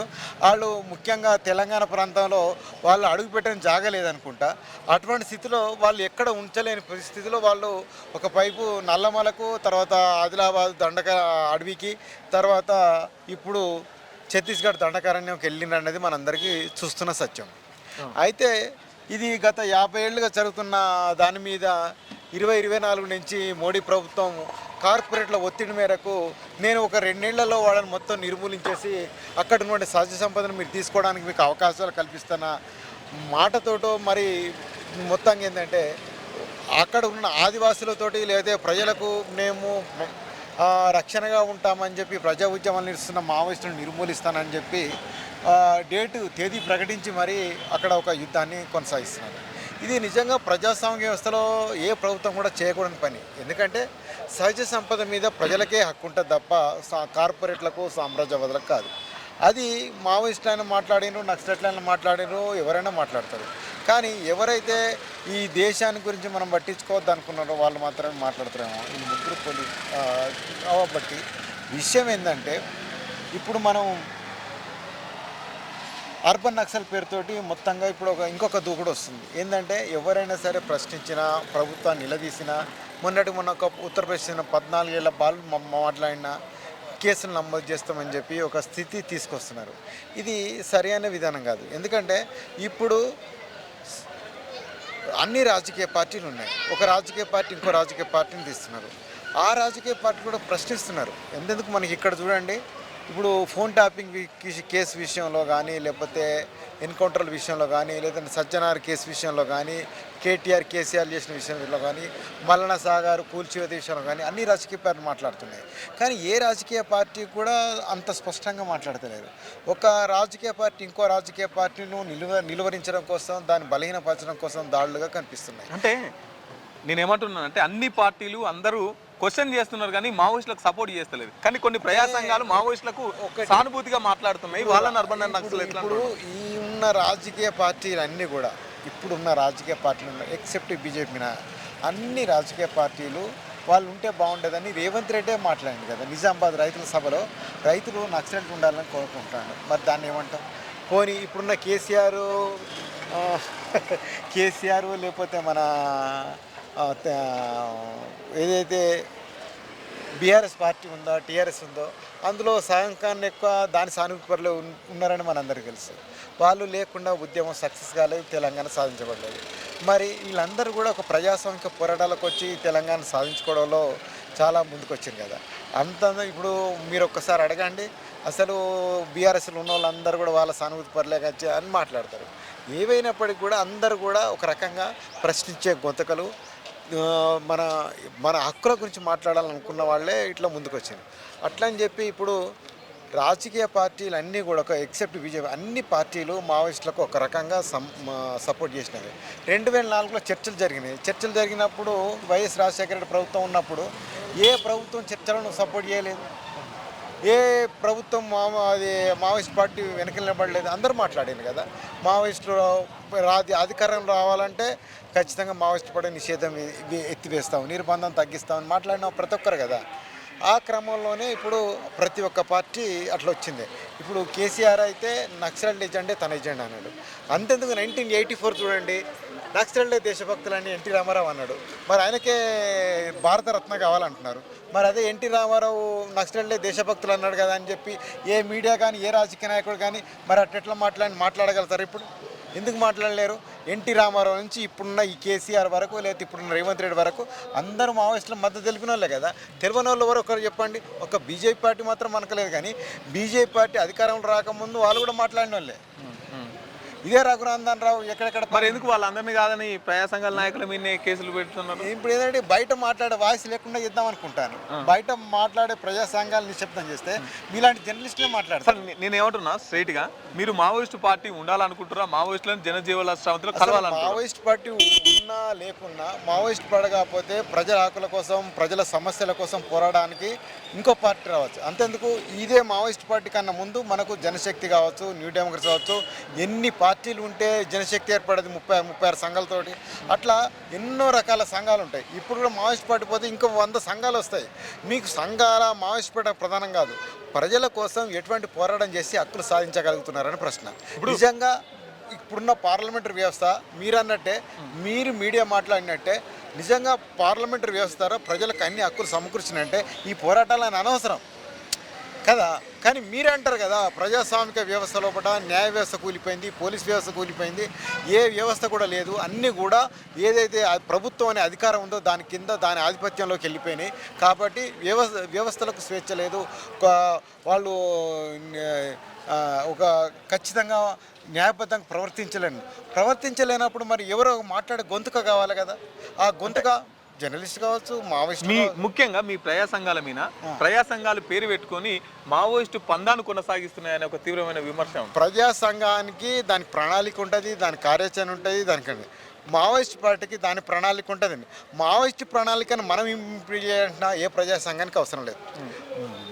ఇప్పుడు మావోయిస్ట్ పార్టీ తను స్పష్టంగా ప్రజలకు విముక్తి సాధించాలనుకున్నది. ఏ ప్రజా సంఘం కానీ ఏ హక్కుల సంఘాన్ని విముక్తి సాధించాలి లేదా సాయుధ పోరాటం చేయాలనుకుంటలేదు. కేవలం ప్రజా సమస్యల మీద ఒక ఆందోళన చేయడానికి, ఒక ధర్నా చేయడానికి, ఉదయం చేయడానికి, ప్రభుత్వం దృష్టి తీసుకెళ్ళడానికి, సమస్యల పరిస్థితిని చెప్పడానికి. ఎందుకు తెలంగాణ ఉద్యమం వచ్చింది, ఒక ప్రజాస్వామిక డిమాండ్, దాన్ని హక్కుల సంఘం కూడా మాట్లాడింది, మావోయిస్ట్ పార్టీ కూడా మాట్లాడింది. అన్నంత మాత్రాన మావోయిస్ట్ పార్టీ పౌరకుల సంఘం కలిసి పనిచేసినట్ట కాదు కదా. ఒక సమస్యల మీద ఎవరైనా మాట్లాడతాం, సమస్యల మీద కార్యాచరణ చేస్తాం, దాన్ని దృష్టిలో పెట్టుకోవాలి. అంటే ఇదంతా ప్రచారం ఏం చేస్తున్నారంటే రేపు పొద్దున ఏ ప్రజా సంఘం కానీ ఎవరు కూడా మాట్లాడకుండా నిర్బంధం తీసుకురావడానికి ప్రభుత్వాలు చేసిన ప్రయత్నం. కానీ ఏదైనా సరే ఇప్పుడు నిజంగానే ప్రజా సంఘాలు నిశ్శబ్దం చేసినా కానీ రేపు తప్పకుండా ఒక జర్నలిస్టు యూనియన్ అని మాట్లాడాల్సి వస్తుంది, ఒక మేధావులు మాట్లాడాల్సి వస్తుంది. అసలు నిజంగా ఎంత ఛాందసవాదులు కూడా మాట్లాడుతుంది. ఎందుకంటే ఇప్పటికి కూడా ఆర్ఎస్ఎస్లో ఎంతమంది బయటకు వచ్చి ఆర్ఎస్ఎస్లో ఎంత దుర్మార్గం ఉందని మాట్లాడతలేరు. ఎంతమంది బీజేపీలో ఉన్న వాళ్ళు ఈ ఆర్ఎస్ఎస్ చీఫ్ను కూడా ఎన్కౌంటర్ చేస్తారంటలేరు. ఎంతమంది అందులో మాకు అన్యాయం జరుగుతుందని మాట్లాడలేరు. ఏ రాజకీయ పార్టీ ఏదైనా సరే తాను అన్యాయానికి గురైన వ్యక్తులు మాట్లాడుతున్నారు, దాంట్లో ఉన్న లోపాలు మాట్లాడుతున్నారు. మాట్లాడినంత మాత్రాన మనం ఇంకోటి అనుకోవాలని లేదు. కానీ ఈ వ్యవస్థ లోపల ఏదైతే ఒక సామాజిక న్యాయము లేకపోతే కుల విద్వేషాలు, మత విద్వేషాలు, అణిచివేతలు ఉన్నాయో ఇవి ప్రజలు గౌరవంగా జీవించే హక్కునివ్వవు. ఇప్పుడే చెప్తున్నా కదా, అందరం ఎవరన్నా అనుకున్నా ఒక 50 ఏళ్ళ విప్లవోద్యమం మాత్రం దళితులను తలెత్తుకొని నిలబడే ప్రయత్నం స్థితి కలిగించేది. అది ఎవ్వరు అన్నా కాదన్నా లేదు. అదే ఇంకో ఉత్తరప్రదేశ్ లాంటి చోట్ల లేదా ఆంధ్ర లాంటి చోట్ల ఈ విప్లవోద్యమం లేనందుకు దళితులు లేరు. కానీ ఇక్కడ ఒక ఎంఆర్పిఎస్ లాంటి సంస్థ నడిచింది రిజర్వేషన్ల కోసం ఒక 20-30 ఏళ్ళుగా పోట్లాడుతుంది. ఇది తెలంగాణలో ఉన్న ప్రత్యేక పరిస్థితి. దీన్ని దృష్టిలో పెట్టుకుంటే విప్లవోద్యమం ఎంత అవసరం ఉంది దేశానికి లేదా తెలంగాణ రాష్ట్రానికి, ఇదంతా కూడా మనం అర్థం చేసుకుంటే అవుతుంది. ఎందుకంటే ఇది మౌలిక హక్కుల గురించి మాట్లాడింది. ఒక జాగీర్దార్ వ్యవస్థను, భూస్వామ్య వ్యవస్థను పటాపంచలు చేసింది. ఈ వ్యవస్థ నుంచే కదా మనుషులు స్వేచ్ఛను కోరుకోకున్నాం, హక్కులను కోరుకున్నాం. హక్కులు ఉండాలంటే పోరాటాలు తప్ప ఆ పోరాటాలు న్యాయబద్ధంగా ఉంటాయా, సాయుధంగా ఉంటాయా, నిరాయుధంగా ఉంటాయా అన్నది చరిత్ర తెలుస్తుంది. అంతేగాని ఇప్పుడు హక్కుల సంఘాలు మాట్లాడుతున్నందుకు అర్బన్ నక్సల్ అంటే మాట్లాడే ప్రతి ఒక్కరంటే మొత్తం బీజేపీ పార్టీ మీరు అందరు మాట్లాడతారు, అందరిని జైలు పెట్టచ్చు, ఏం పర్వాలేదు, మీరు ఎన్ని జైలు కట్టించుకుంటారో కట్టించుకోండి, అంతే, ఇంకేం లేదు. ప్రతి ఒక్కరు మాట్లాడతారు. ప్రతి ఒక్క ఎంప్లాయీకి సమస్య ఉంది, ప్రతి ఒక్క మనిషికి సమస్య ఉంది, ప్రతి ఒక్కరు మాట్లాడతారు. మాట్లాడకపోతే వాళ్ళని ఒక ఆర్గనైజ్ కానికపోతే ప్రభుత్వాలకి నష్టం. మీరు ఒకసారి తెలిసేమో 1984లో మిస్టర్ ఎన్టీ రామారావు బయట జైలు వేసినా సరే కానీ మేమైతే మాట్లాడుతూనే ఉంటాం అంటారు. ఇప్పుడు న్యాయం గురించి మాట్లాడకపోతే ఏం చేస్తాం? ఇదే విషయాన్ని ఎన్టీ రామారావు కూడా బయట ఉన్న ప్రజా సంఘాలను మూసేస్తానని అన్నాడు. ఉంటే అప్పుడున్న పోలీస్ ఆఫీసర్లు ఏం సూచించారంటే కనీసం వాళ్ళు ఏం చేస్తున్నారో అర్థమవుతుంది, అట్లా ఆర్గనైజ్డ్గా ఉంటే మనకు తెలుస్తుంది, అన్ఆర్గనైజ్డ్ ఉంటే ప్రజలు ఎక్కడెక్కడ తిరగబడతారో ఎవరు గెలుస్తారు, మనం అట్లా చేయొద్దని చెప్పి పోలీస్ ఆఫీసర్ ఎన్టీ రామారావు సలహా ఇచ్చారు. ఇది స్థితి. మీరు మాట్లాడే అసోసియేషన్లను, సంఘాలను నిర్బంధాలకు గురి చేస్తే వ్యక్తులే మాట్లాడతారు, వ్యక్తులే తిరగబడతారు. న్యాయం కోసం మాట్లాడితే పర్లేదు కానీ మావోయిస్టులకు సపోర్ట్గా అరే మావోయిస్టులు న్యాయం కోసం మాట్లాడతారా, అన్యాయం గురించి మాట్లాడతారా? చెప్పు మరి. మావోయిస్టులు అన్యాయం గురించి మాట్లాడితే మాట్లాడదాం. సరే, ఇదే ప్రజా సంఘాల నాయకులు, ఇదే పౌర హక్కుల సంఘములు పోలీసుల కుటుంబాలకు ఎప్పుడైనా పరామర్శించారా? పోలీసులు చనిపోయిన చాలా మంది వాళ్ళు చనిపోయినప్పుడు ఎందుకు స్పందించారు మీరు? వాళ్ళకు ఉండే హక్కులు. పోలీసులు చనిపోయినప్పుడు ప్రభుత్వం ఏం చేస్తుంది? కేసులు నమోదు చేస్తుంది కదా. ఈ కేసులు ఆ నక్సల్ చనిపోయినప్పుడు నమోదు చేసినందుకు అడుగుతున్నాం. గొంతు లేని వారికి గొంతుకు, కానీ గొంతున్న వాళ్ళకు కూడా గొంతుకు ఎట్లయితే పౌర హక్కుల సంఘం? ఇప్పుడు అంటే వాళ్ళకు కూడా హక్కులు ఉంటాయి కదా, వాళ్ళ హక్కుల ప్రభుత్వం అది కాదు కదా. నువ్వు ప్రభుత్వంలో భాగమైనప్పుడు నువ్వు కూడా ప్రభుత్వం కూడా చేయకపోతే ప్రభుత్వం ఎందుకు? ఇక నువ్వు ప్రభుత్వంలో భాగం కదా, నిన్నే ప్రభుత్వం పట్టించుకోకపోతే నువ్వెందుకు ప్రభుత్వం కోసం పనిచేస్తున్నావు? చెప్పు మరి. నువ్వు అదే అన్నావు, పోలీసు వ్యవస్థ అనేది ప్రభుత్వంలో భాగం. పోలీసులను ప్రభుత్వం పట్టించుకోకపోతే, ప్రభుత్వం చెప్పకపోతే ఇక ప్రభుత్వం ఉండేందుకు మరిగా? అది కూడా ప్రశ్నే కదా. అది కూడా మేము మాట్లాడాలి, ఇక ప్రభుత్వం ఎందుకు మరిగా? పోలీసుల గురించి కూడా మేమేం మాట్లాడితే ప్రభుత్వం ఎందుకు మరి? ప్రభుత్వం అంటే మీరే అంటున్నారా ప్రభుత్వం ఏం చేత కాదని మీరు అంటున్నారా? చెప్పండి మరి. ప్రభుత్వం ఏం చేత కాదు, పౌరకుల సంఘమే మాట్లాడాలని మీరు కోరుకుంటారా?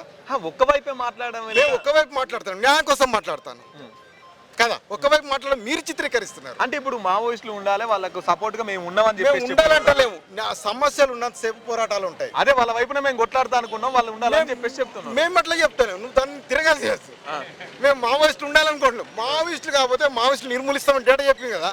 రేపు 27 తర్వాత జనవరి 31 తర్వాత మళ్ళా ఉన్నారనుకో, దాన్ని ఏమంటారు? మీరు ఉంటారు కదా.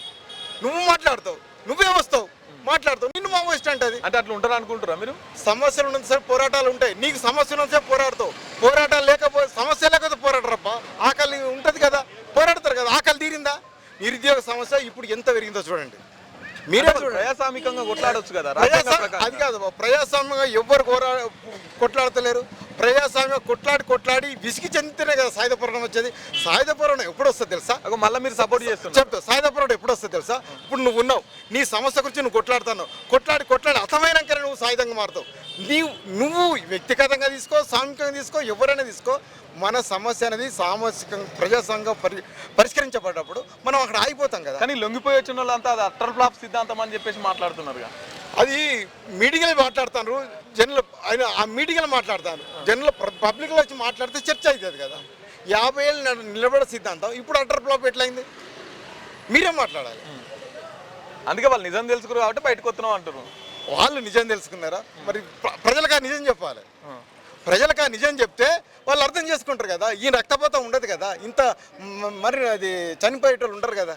అటు పోలీసులు సేఫ్ ఉంటారు, ఇటు మావోయిస్టులు సేఫ్ ఉంటారు, మధ్య తరగతి ఉంటారు, వాళ్ళకి అన్నం పెట్టిన వాళ్ళు సేఫ్ ఉంటారు, వాళ్ళకి ఆశ్రయం ఇచ్చిన వాళ్ళు సేఫ్ ఉంటారు. ఇంతమంది అక్రమ కేసులు, ఎన్ని టాడాలు, ఎన్ని పోటాలు, ఎన్ని ఊపాలు, ఇదంతా ఉంటుందా? ఆ సిద్ధాంతమే తప్పు అయితే ప్రజలకు వచ్చి చెప్పమని కదా. అంటే ఇటువంటి చెప్పేటోళ్ళు అంతా చెప్పుడు వరకే ఉంటారు. సామాన్యమైన నిరుపేద కుటుంబాల వాళ్ళే పోయి అమరులు అవుతున్నారు అని చెప్పేసి అట్లానే లేదు. అట్లానే ఏమంటాను చెప్పు. ఇప్పుడు నువ్వు ఉన్నావు, నువ్వు నిరుపేద కాదు, రేపు పొద్దున నీకు చాలా సమస్య వచ్చిందనుకో, నువ్వే మావోయిస్ట్ అవుతావు కావచ్చు. నేను నెట్లో చూడాలి అప్పుడు మేము. అంతే కదా. మీలాంటి వాళ్ళ ప్రసంగాలు అటువంటి వాళ్ళకి ప్రోత్సాహం కలిగిస్తున్నాయి. ప్రసంగాలు మావోయిస్ట్ పనులు చేరాని ఉన్నాయి. సమస్యని ఇట్లా అర్థం చేసుకోవాలి, సమస్యకి ఇటువంటి పరిష్కారం అంటే బాగుంటుందని మాట్లాడతారు. ఇప్పుడు జర్నలిస్టులు ఉన్నబ్బా, జర్నల్ కింద ఎంతమందికి అక్రిడేషన్ లేదు, ఎంతమందికి ఇల్లు లేవు, ఎంతమందికి హెల్త్ లేవు. మొన్నటిదాకా అల్లం నారాయణ మాట్లాడిండు, అయినా అయితే లేదు కదా. ఎంతమంది చనిపోతున్నారు, మొన్న కరోనా అప్పుడు ఎంతమంది చనిపోయారు, వాళ్ళకి నిజంగా నష్టపరిహారం అందిందా? ఈగా సమస్య. సో చివరికి ఏం చెప్పాలనుకుంటారు? చివరికి ఏం చేయాలంటే సమస్యలు ఉన్నంతసేపు పోరాటాలు ఉంటాయి. ఆ పోరాటాలకు మావోయిస్టుల నాయకత్వం ఇస్తారా, విప్లవ పార్టీ నాయకత్వం ఇస్తాయా, లేదు కాంగ్రెస్ పార్టీ నాయకత్వం ఇస్తాయా, లేకపోతే టీడీపీ నాయకత్వం, ప్రజలు తెలుసుకుంటారు, చరిత్ర చెప్తుంది. అంతే. ఓకే, థ్యాంక్ యూ అండి. రైట్, మనతో పాటు వెస్ట్ బెంగాల్ కళాకారులు లాంగ్ టర్న్ గ్రూప్ నుండి ఇక్కడికి విరసన సభలకు వచ్చారు. వారితో మాట్లాడి వారితో పాటలు పాడిపించుకునే ప్రయత్నం చేద్దాం. Ma'am, first one song.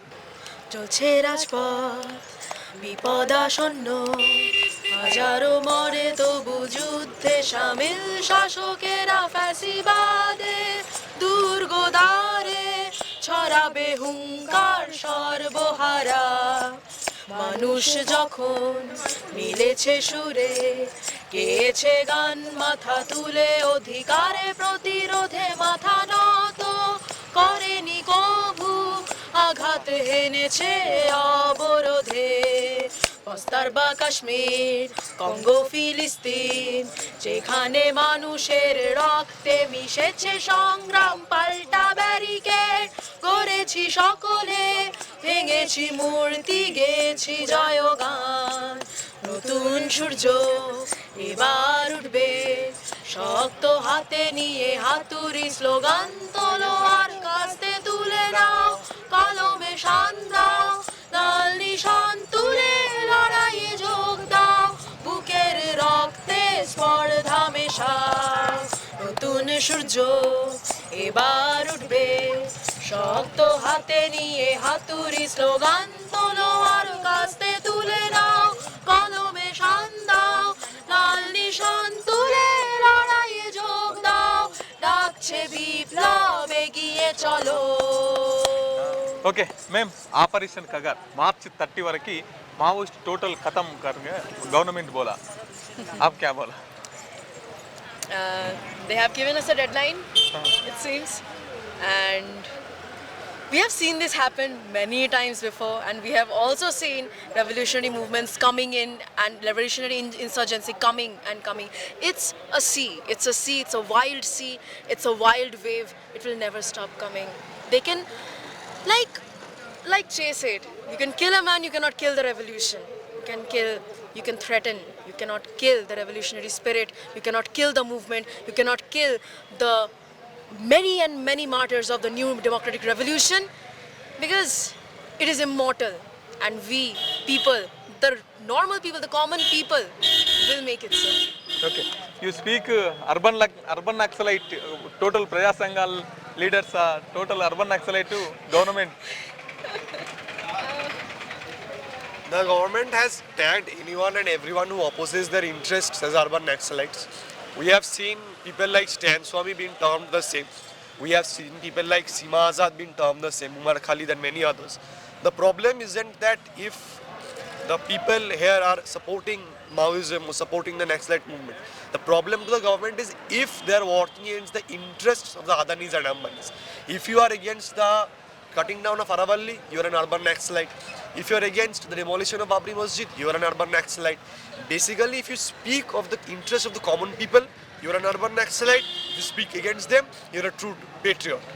We raise the question to the government, who are the true patriots? Who love the country the most? Is it the Amit Shahs and the Modis who are selling the nation in pennies to the foreign powers, who are destroying the nation in the interests of the various corporate companies of the Western world, who are selling India's resources to China, Russia and America? Or it is those, the people of the soil, who are defending the nation, who are fighting against the loot of their nation, who are fighting to build an equal India, who are fighting to build the India that Bhagat Singh dreamed of? This is our question to the government. The answer will be given by the people in due time. Okay. Wow. Why this coming meeting? Virasam for the last 50 years has worked endlessly for the propagation of revolutionary literature. We believe that literature, like any other thing in any society, should either work for the people or against it. Virasam has upheld the tradition of using literature for the revolutionary movement. We support their revolutionary movement stances. We support the fact that Virasam has fought so hard. We stand in remembrance of Comrade Cheravanda Raju, of all the martyrs that have written for the people, for the revolutionary movement. So we, the cultural team of Revolutionary Students Front, Lal Lantan, are here to participate in Virasam's 30th conference and to uphold the revolutionary legacy of Comrade Cheravanda Raju, Saroj Dutt, Dronacharya Ghosh and Sumarao Panikkar.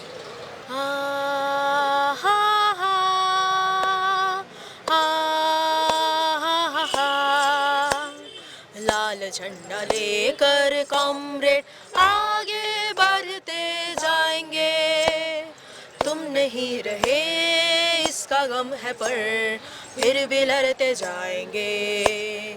लाल झंडा लेकर comrade आगे बढ़ते जाएंगे, तुम नहीं रहे इसका गम है पर फिर भी लड़ते जाएंगे। इस जहान के सारे नौजवान चल पड़े हैं आज तेरी राह पे, इस जहान के सारे नौजवान चल पड़े हैं आज तेरी राह पे, कर रहे हैं वार बार बार ये जालिमों के किले के द्वार पे, कर रहे हैं वार बार बार ये जालिमों के किले के द्वार पे। ऊंच ऊंच से आ रही सदा, एक नया जहां हम बनाएंगे। लाल झंडा लेकर कॉमरेड आगे बढ़ते जाएंगे, तुम नहीं रहे इसका गम है पर फिर भी लड़ते जाएंगे। Thank you thank you thank you నమస్తే, వెల్కమ్ టు క్యూన్యూస్. నేను మీ మధు. మిత్రులారా, సుందరయ్య విజ్ఞాన కేంద్రంలో విప్లవ రచయితల సంఘం 30వ రాష్ట్ర మహాసభలు జరుగుతున్నాయి. దాంతోపాటు మనతో మాట్లాడడానికి విరసం నేత పాణి గారు మనతో ఉన్నారు. సార్ చెప్పండి, ఈ రాష్ట్ర మహాసభలు దేన్ని ఉద్దేశించి పెడుతున్నారు, ఏ లక్ష్యంతో పెడుతున్నారు? భారతదేశంలో ఒక ప్రమాదకరమైన, భారత ప్రజలందరికీ చాలా ప్రమాదకరమైన ఆపరేషన్ కగార్ అనే దాన్ని కేంద్ర ప్రభుత్వం చేపట్టి 2 ఏళ్ళు పూర్తయింది. ఇది మావోయిస్టు నిర్మూలన అనే పేరుతో ఆపరేషన్ కగార్ని వాళ్ళు ప్రారంభించారు. కానీ దాన్ని మావోయిస్టు ఉద్యమాన్ని దెబ్బతీయడం కోసం మాత్రమే కాకుండా మొత్తంగానే భారతదేశ ప్రజల పోరాటాలను, భారత ప్రజల ఆకాంక్షలను, భారత ప్రజల సంస్కృతిని, నాగరికతను ధ్వంసం చేయడానికి కగార్ అనే దాన్ని తీసుకొచ్చారు. కగార్ చూడ్డానికి ఒక సైనిక చర్యగా, సైనికపరమైన దాడిగా ఇది మనకు కనిపిస్తుంది. సుమారు 8.5 లక్షల సైనిక బలగాలు ఈరోజు విప్లవోద్యమ ప్రాంతాలను ఆవరించి ఉన్నాయి. అయితే దేశవ్యాప్తంగా సంఘ పరివార్ ఫాసిస్టు శక్తులు అంతకంటే అనేక రెట్ల పెద్ద ఎత్తున సంఘ పరివార్ మోకలు ఈరోజు దేశంలోని ప్రజాస్వామికవాదుల మీద, ప్రజల మీద, దళితులు, మహిళల మీద, ఆదివాసుల మీద దాడులు చేస్తున్న పరిస్థితి ఉన్నది. ప్రజల పట్ల, ప్రజా పోరాటాల పట్ల నిబద్ధతతో ఉన్నటువంటి అకాడమిక్ మేధావుల్ని కూడా వాళ్ళు వదిలిపెట్టకుండా వెంటాడుతున్నారు, అక్రమ కేసులు పెడుతున్నారు, జైళ్ల పాలు చేస్తున్నారు, భౌతిక దాడులకు పాల్పడుతున్నారు. ఈ మొత్తము దేశాన్ని కార్పొరేటైజ్ చేయడానికి, దేశాన్ని హిందువైజ్ చేయడానికి వాళ్ళు ప్రయత్నం చేస్తున్నారు. కాబట్టి ఈరోజు ఇది మావోయిస్టు ఉద్యమానికి సంబంధించిన సమస్య మాత్రమే కాదు, యావత్ దేశ ప్రజలందరికీ సమస్య, ప్రజాస్వామికవాదులందరి సమస్య. కాబట్టి ఆపరేషన్ కగార్ అనే ఒక విధ్వంసకరమైన లేదా హిందుత్వ బ్రాహ్మణీయ ఫాసిజం అనే ఒక ప్రమాదకరమైన దశకు భారతదేశం చేరుకున్నది. ఈ దేశం ప్రజలది. ఈ దేశాన్ని నిర్మించిన, దేశంలోని సంస్కృతిని నిర్మించిన, భాషను, సాహిత్యాన్ని, సంస్కృతిని కొనసాగిస్తున్న ప్రజలది అనే విషయాన్ని వాళ్ళు దెబ్బతీయడం కోసం ఈ దేశాన్ని ఒక బ్రాహ్మణీయ హిందుత్వ దేశంగా, కార్పొరేట్ ఇండియాగా దేశాన్ని మార్చడం కోసం వాళ్ళు ప్రయత్నం చేస్తున్నారు. మార్చి 30 వరకల్లా మావోయిస్టుని నిర్మూలిస్తామని చెప్పేసి అంటున్నారు. వాళ్ళ ఉద్దేశం ఏంటంటే నిజానికి మనం అది నిర్మూలించగలుగుతారా లేదా అటు ఉంచితే అసలు రాజ్యాంగబద్ధంగా ప్రమాణం చేసి ఈ దేశాన్ని పరిపాలిస్తామని బీజేపీ అధికారంలోకి వచ్చింది. అది అధికారంలోకి 2014 వచ్చినప్పటి నుంచి ఇప్పటి వరకు మనం పరిశీలించామంటే రాజ్యాంగంలోని ఏ మౌలిక భావనకు కట్టుబడకుండా పూర్తి దానికి వ్యతిరేకంగా అది పరిపాలిస్తూ ఉన్నది. అందులో భాగమే వాళ్ళు మావోయిస్టు నిర్మూలన అంటున్నారు. అంటే ఎంచుకొని ఫలానా రాజకీయాలు ఉన్నటువంటి వాళ్ళు, ఫలానా విశ్వాసాలు ఉన్నవాళ్ళు, ఫలానా ఉద్యమాన్ని చేస్తున్నటువంటి వాళ్ళను అందరినీ చంపివేస్తాం, చివరి మావోయిస్టును కూడా మేము హత్య చేస్తామని ఈ దేశ హోంమంత్రి ప్రకటిస్తూ ఉన్నాడు. వారానికి 2 సార్లు 3 సార్లు ఆయన ప్రకటిస్తూ ఉన్నాడు. ఇది రాజ్యాంగ వ్యతిరేకమైన విషయం. మేమేమంటామంటే ఈ పని ప్రభుత్వం చేయగలదా లేదా అనే సందేహం చాలామందికి ఉన్నది. మావోయిస్టు ఉద్యమం చాలా రకాల ఆటుపోట్లకు గురవుతున్న క్రమంలో ఈ విధ్వంసానికి, ఈ యుద్ధంలో మావోయిస్టులు చాలా రకాలుగా నష్టపోతున్నమాట వాస్తవం కావచ్చు. కానీ దేశంలోని ప్రజలందరినీ చంపడం సాధ్యమవుతుందా ఈ దేశ ప్రభుత్వానికి? ఎందువల్ల అంటే మావోయిస్టుల ఆకాంక్షలు వాళ్ళవి కావు, ఒక పార్టీవి కావు, ఒక ఉద్యమానివి కావు. ఈ దేశంలోని 140 కోట్ల మంది ప్రజలను విముక్తి చేయడానికి ఈరోజు మావోయిస్టు ఉద్యమం కొనసాగుతున్నది. అట్లాగే ఈ దేశంలో 140 కోట్ల ప్రజల స్థానిక అస్తిత్వాలకు, భాషలకు, సంస్కృతికి, వాళ్ళ కనీస అవసరాల కోసం అనేక రకాల ప్రజాస్వామిక పోరాటాలు, లౌకిక ఉద్యమాలు దేశంలో జరుగుతూ ఉన్నాయి. వాటన్నింటినీ నిర్మూలించడం సాధ్యమవుతుందా అనే ప్రశ్న ఈరోజు మేము వేస్తున్నాం. వాళ్ళు ఎప్పటికీ ఈ దేశంలో దీన్ని మావోయిస్ట్ రహిత భారత్గా మార్చడం సాధ్యం కాదు. ఈ దేశాన్ని ఒక కార్పొరేట్ ఇండియాగా మార్చడానికి సాధ్యం కాదు. ఈ దేశాన్ని ఒక హిందూ రాష్ట్రంగా మార్చడానికి వాళ్ళకి సాధ్యం కాదు. ఎందుకు ఈ మాట అంటున్నానంటే ఈ దేశంలోని అపారమైన వైవిధ్యం ఏదైతే ఉందో, కొన్ని వందల వేల సమూహాలు ఈ దేశంలో ఉన్నాయి. ప్రతి సమూహానికి తనదైన భాష, సంస్కృతి, సాహిత్యము, కళలు, సొంత అస్తిత్వం ఈ దేశ ప్రజలకు ఉన్నాయి. వాటన్నింటిని నిర్మూలించడం ఇది కేవలం మావోయిస్ట్ నిర్మూలన మాత్రమే కాదు, ఈ దేశ ప్రజలందరి సంస్కృతిని నిర్మూలించగలరు. మీరు మావోయిస్టు పార్టీకి సపోర్ట్ చేస్తున్నారంటే మీరు కూడా అర్బన్ నక్సలైట్లే, మీ మీద కూడా మమ్మల్నే కాదు, మేము మావోయిస్టు ఉద్యమాన్ని బలపరుస్తాం, అనుమానం లేదు. మావోయిస్టు ఉద్యమాన్నే కాదు, తప్పనిసరి ఈ దేశానికి మౌలిక విముక్తి మావోయిస్టు ఉద్యమం వల్ల, లేదా అలాంటి మార్క్సిజం, లెనినిజం, మావోయిజం అనే ఆలోచన ధారలో కొనసాగుతున్న విప్లవ పార్టీల నాయకత్వంలోనే ఈ దేశం విముక్తమవుతుంది. అయితే అదొక్కటే లేదు. ఈ దేశంలో అనేక ప్రజాస్వామిక ఉద్యమాలు ఉన్నాయి, అనేక లౌకిక ఉద్యమాలు ఉన్నాయి. కనీసంగా ప్రజలు తమ రోజువారీ అవసరాల కోసం పోరాడుతూ ఉన్నారు. మీరు గమనించి ఉంటారు, కొన్ని వందల, కనీసం బ్రిటిష్ కాలంలో నుంచి ఇప్పటి వరకు 200 ఏళ్లుగా ఈ దేశ కార్మిక వర్గం పోరాడి సాధించుకున్న కార్మిక చట్టాలను ఈరోజు రద్దు చేసే ప్రయత్నం చేస్తూ ఉన్నారు. మావోయిస్ట్ పార్టీ నాయకత్వంలోనే కాదు, కమ్యూనిస్టు నాయకత్వంలోనే కాదు, సిపిఐ, సిపిఎం తరహా కమ్యూనిస్టు మాత్రమే కాదు, కార్మికులు ఎక్కడికక్కడ వాటికి వ్యతిరేకంగా పోరాడుతూ ఉన్నారు. అంటే ఈ దేశంలో పోరాడే వాళ్ళందరినీ మావోయిస్టులు అంటున్నారంటే అర్థం ఏమిటి అంటే మావోయిస్టు ఉద్యమానికి ఎంత ప్రచండమైన శక్తి ఉంది. ఆ ఉద్యమం ఈ దేశంలోని ప్రజలందరినీ ఆలోచింపచేస్తుంది, అందరికీ అండగా ఉన్నది, అందరికీ రక్షణగా ఉన్నది. అట్లాగే అనేక ఉద్యమాలకు కూడా నైతిక మద్దతుగా ఉన్నది, నైతిక శక్తిగా వెనక మావోయిస్ట్. అంటే మెజార్టీగా వాయిస్ ఏమి వినబడుతుందంటే మీరు అక్కడ కాదు ఉద్యమాలు చేసేది, బయటకు వచ్చి నిజానికి తలకిందుల వాదన ఇది. మావోయిస్టులు ఎక్కడ ఉన్నారు? ప్రజల్లో ఉన్నారు. నిజానికి ఒక మావోయిస్టు ఉద్యమమే కాదు, దేశంలో ఉండే అన్ని ఉద్యమాలు ప్రజల మధ్య, కార్మిక వర్గం మధ్య, దళితుల మధ్య, ఆదివాసుల మధ్య, పీడిత సమూహాల మధ్య ఉద్యమాలు చేస్తూ ఉన్నాయి. మావోయిస్టులు అడవుల్లో మాత్రమే లేరు, మావోయిస్టులు అనేక ప్రజా సమూహాల్లో దేశవ్యాప్తంగా పనిచేస్తూ ఉన్నారు. వాళ్లను ఉద్యమాన్ని వదిలేసి రాజ్యాంగబద్ధంగా వాళ్ళు పోరాడాలని కోరుకునే వాళ్ళు చాలామంది ఉన్నారు. కానీ వాళ్లకు వాళ్ళదైన రాజకీయ వ్యూహం ఉంది. అంటే ఇది బయట ప్రజలు మాట్లాడుతున్నటువంటి కాదు, లొంగిపోయి వచ్చిన వాళ్ళు కూడా ఈ విషయాన్ని చెప్తున్నారు. ఎందుకు మాట అంటున్నారంటే వాళ్ళు లొంగిపోయారు కాబట్టి, వాళ్ళు విప్లవాన్ని వదిలేసుకున్నారు కాబట్టి, వాళ్ళు ఎంచుకొని 50 ఏళ్లుగా కొనసాగిస్తున్న దీర్ఘకాలిక ప్రజాయుద్ధ పంథా ఏదైతే ఉన్నదో ఆ పంథా పట్ల వాళ్ళు విశ్వాసం కోల్పోయారు. ఆ పంథాలో ఈ దేశాన్ని విముక్తం చేయగల నైతిక శక్తి, రాజకీయ శక్తి వాళ్ళకు లేదు. వాళ్ళు శత్రువుతో చేతులు కలిపారు. శత్రువుతో చేతులు కలిపి నిజంగా మా అవగాహన ఏమిటి అంటే ఈ దేశంలో బీజేపీ ప్రభుత్వము కార్పొరేట్ శక్తులకు అండగా నిలబడి కార్పొరేట్ దేశంగా దీన్ని మార్చే క్రమంలో ఒక పక్కన ఆపరేషన్ కగారును కొనసాగిస్తూ ఉన్నది, ఇంకో పక్కన విద్రోహ కగారును కొనసాగిస్తున్నది. విప్లవోద్యమంలోకి జొరబడి అక్కడి నుంచి తమకు అనుకూలమైన వ్యక్తుల్ని తీసుకుని విప్లవోద్యమానికి ద్రోహం చేసేటట్టుగా తయారు చేసి వాళ్ళు ఈరోజు బయటికి వచ్చారు. వాళ్ళు విద్రోహం చేశారు కాబట్టి వాళ్ళ ఎజెండాయే విప్లవోద్యమ నిర్మూలన. విద్రోహుల ఎజెండా ఏమిటి అంటే వాళ్ళు ఏమంటున్నారంటే లొంగిపోయి విప్లవోద్యమాన్ని కొనసాగిస్తామంటున్నారు. ఆయుధాలు వదిలి విప్లవోద్యమాన్ని రాజ్యాంగ ప్రకారంగా కొట్లాడదామంటారు. రాజ్యాంగబద్ధంగా కొనసాగడం పట్ల అభ్యంతరం లేదు. ఎందుకంటే ఈ దేశంలో ఒక మావోయిస్ట్ పార్టీ మినహాయిస్తే మిగతా మావోయిస్టులతో సహా వాళ్ళు నిజానికి అనేక రాజ్యాంగబద్ధ పోరాటాలు చేస్తున్నారు. మావోయిస్టులు ఆయుధం అనేది అల్టిమేట్ కాదు, సాయుధ సైన్యము ఉన్నది. వాళ్ళు 55 ఏళ్లుగా ఈ దేశంలో అనేక ప్రజాస్వామిక పోరాటాలు చేశారు. రాజ్యాంగంలో హామీ పడ్డ అంశాలు ఏవైతే ఉన్నాయో వాటిని అమలు చేయాలి అని, వాటిని కాపాడాలి అని, వాటిని ఉన్నతీకరించాలి అని మావోయిస్టులు ఉద్యమాలు చేసినారు. అంటే మావోయిస్టులకు 2 రకాల చరిత్ర ఉంది. ఒకటి సాయుధ పోరాట చరిత్ర ఉన్నది, ఒక రాజ్యాంగబద్ధమైన ప్రజాస్వామిక హక్కుల కోసం, ప్రజాస్వామిక విలువల కోసం, సమాజాన్ని మానవీయం చేయడం కోసం చేస్తున్నటువంటి పోరాట చరిత్ర కూడా మావోయిస్టులకు ఉన్నది. ఇప్పుడు మీలాంటి వాళ్ళు మాట్లాడుతుంటే అర్బన్ నక్సలైట్లు అంటున్నారు మిమ్మల్ని కూడా ఏరివేస్తామని చెప్పి అంటారు వాళ్ళు. ఆ ఎజెండా కూడా ఉంది. ఎందుకంటే వాళ్ళకు ఒక విషయం తెలుసు. ఎందుకంటే బీజేపీకి అది భారతదేశంలో మామూలుగా చాలామంది, మేమే కాదు చాలామంది చెప్తూ ఉన్నారు, భావజాల పునాది ఉన్నటువంటి పార్టీలు భారతదేశంలో 2 ఉన్నాయి. ఒకటి సంఘ పరివారు ఫాసిస్టు పునాది ఉన్నటువంటి బీజేపీ ఉన్నది, ఇంకో పక్కన ఈ దేశాన్ని విముక్తం చేసి, ఈ దేశాన్ని ప్రజల పరం చేసి ఒక నూతన ప్రజాస్వామిక సమాజంగా మార్చాలి అనే ఒక బలమైనటువంటి తాత్విక భూమిక ఉన్న పార్టీ మావోయిస్టు పార్టీ.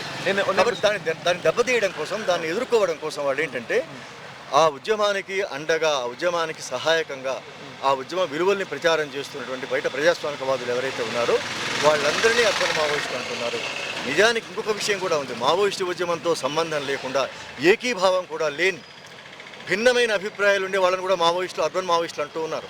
అంటే వాళ్ళ ఉద్దేశం ఏమిటంటే మావోయిజం అనే పేరుతోటి, మావోయిస్ట్ అనే పేరుతోటి సమాజంలో వేరు రంగాలలో పనిచేస్తున్న ప్రగతిశీల శక్తులన్నింటినీ అణిచివేయడం, దెబ్బతీయడం వాళ్ళ ఉద్దేశం. ఓకే, మీరు ప్రజా సంఘాలుగా స్ట్రైట్గా చెప్పండి, మావోయిస్టులను జనజీవన స్రవంతిలో కలువమని చెప్తారా, అక్కడే ఉండి యుద్ధం చేయమని చెప్తారా? వాళ్ళు తమ యుద్ధాన్ని వాళ్ళు ఎంచుకున్నారు.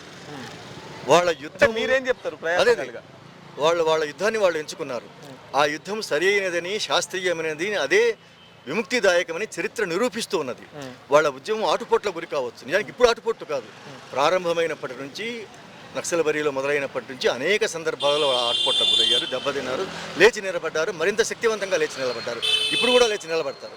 కాబట్టి వాళ్లను వాళ్ళ పంధా విరమించుకోమని చెప్పడానికి నాకు కాదు కదా, మీకు కాదు కదా, మరెవ్వరికీ హక్కు లేదు.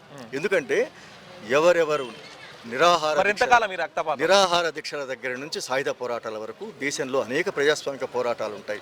మావోయిస్టు పోరాటం కూడా ఒక ప్రజాస్వామిక పోరాటం, ఒక మానవీయమైన పోరాటం. ఈ సమాజాన్ని మానవీయంగా తయారు చేయడానికి వాళ్ళు ఎంచుకున్నటువంటి వాళ్ళ పోరాటంలో వాళ్ళు కొనసాగుతూ ఉన్నారు. కాబట్టి వాళ్ళను బయటికి వచ్చేయండి అని చెప్పడం అంటే పోరాటాలను దెబ్బతీయడం అవుతుంది. కాబట్టి ఎవ్వరూ చరిత్ర పట్ల, ఉద్యమాల పట్ల, పోరాట రూపాల పట్ల కనీసమైనటువంటి నిబద్ధత ఉన్న వాళ్ళు ఎవరూ మావోయిస్టు ఉద్యమాన్ని విరమించాలని చెప్పారు. ఓకే, చివరిగా ప్రజలకు కావచ్చు, గవర్నమెంట్ కావచ్చు, ఏం చెప్పాలండి? ప్రజలు తప్పనిసరిగా ప్రజలకు మనం చెప్పాలి. నిజానికి ఈరోజు ఎట్లా ఉంది అంటే ప్రజలు చెప్తున్న విషయాలు మీలాంటి పాత్రికేయులు, మాలాంటి రచయితలు మనందరం స్వీకరించవలసిన అవసరం ఉంది. ఎక్కడికక్కడ నాయకత్వం లేకపోయినా సరే ప్రజలు వాళ్ళంతకు వాళ్ళు తిరగబడుతున్నారు.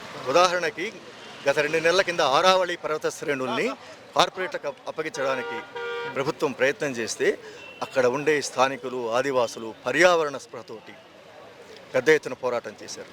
వాళ్ళకి ఎక్కడ మావోయిస్టులు ఏమి లేరు వాళ్ళ వెనక. కాబట్టి ప్రజలు చాలా రకాలుగా పోరాడుతున్నారు. ప్రజలకు మనం ఏమి సందేశం ఇవ్వనక్కర్లేదు. ప్రజల సందేశాన్ని మనం స్వీకరిస్తామా లేదా, అసలు ప్రజలకు అండగా మనం ఉంటామా లేదా, వాళ్ళ పోరాటాలకు మనం మద్దతు ప్రకటిస్తామా లేదా, వాళ్ళ పోరాటాల్ని ముందుకు తీసుకుపోవడానికి మనం అందరము కూడా పత్రికల్లో పనిచేసేవాళ్ళు, సాహిత్యంలో పనిచేసేవాళ్ళు, అనేక రంగాలలో పనిచేస్తున్న వాళ్ళందరూ కూడా ప్రజలు చేస్తున్న పోరాటాలు కేవలం మావోయిస్టు నాయకత్వంలో పనిచేస్తున్న ప్రజల గురించే కాదు, వాళ్ళ నాయకత్వంలో కానీ, ఇతరేతర వామపక్ష శక్తుల నాయకత్వంలో కానీ, విప్లవ శక్తుల నాయకత్వంలో కానీ, అసలు ఏ రాజకీయ నిర్మాణము లేకుండా ప్రజలు చేస్తున్న పోరాటాలకు కానీ మనం అండగా ఉంటామా లేదా అని ఈరోజు ప్రజలకు మనం అడుగుతున్నారు. కాబట్టి ప్రజలకు మనం సందేశం ఇవ్వనక్కర్లేదు, వాళ్ళు ఇస్తున్న పోరాట సందేశాన్ని మనం స్వీకరిస్తామా లేదా అనేది ఈరోజు మనందరి ముందు ఉన్నటువంటి సవాలు. ఈరోజు నరేంద్ర మోడీని ఎదుర్కోవాలంటే, ఫాసిజాన్ని ఎదుర్కోవాలంటే దేశంలో ఉండే అన్ని రాష్ట్రాలలోని ప్రభుత్వాలు అనుసరిస్తున్న ప్రజా వ్యతిరేక విధానాలను, అటు ఆంధ్రప్రదేశ్లో కానీ తెలంగాణలో కానీ ఏ రాష్ట్రంలోనైనా సరే ఈ ప్రజా వ్యతిరేక విధానాలకు వ్యతిరేకంగా మనం నిలబడాలి అంటే ప్రజలు ఇస్తున్న సందేశాన్ని మనం స్వీకరిస్తామా లేదా? కాబట్టి మేము ప్రజలకు సందేశం ఇచ్చే పరిస్థితులు లేదు.